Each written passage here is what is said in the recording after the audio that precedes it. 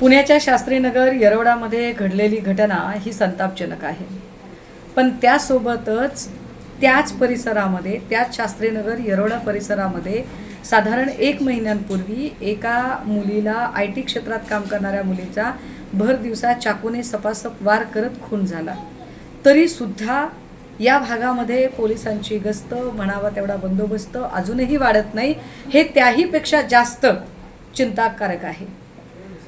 या सगळ्या वाघोली असेल, धानोरी असेल किंवा लोहगाव परिसर, विमाननगर, विश्रांतवाडी या परिसरात वाढते पब बार आणि त्यामुळे रहदारीच्या ठिकाणी हे घडणारे प्रकार हे सातत्याने वाढत जातात.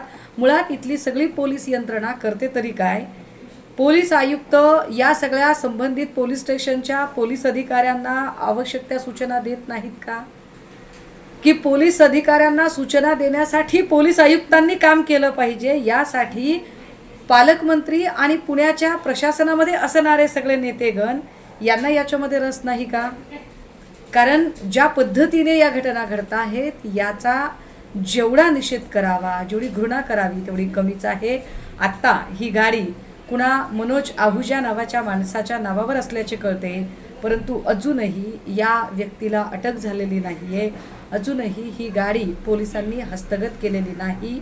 एकीकडे जे पोलीस वरच्यावरून हवेतलं विमान परत आणू शकतात तानाजी सावंतच्या प्रकरणामध्ये, ते पोलीस म्हणजे ज्यांना हवेत घडणारा गुन्हा टाळता येतो त्यांना जमिनीवरचा गुन्हा का टाळता येत नाही, हा खरा प्रश्न आहे.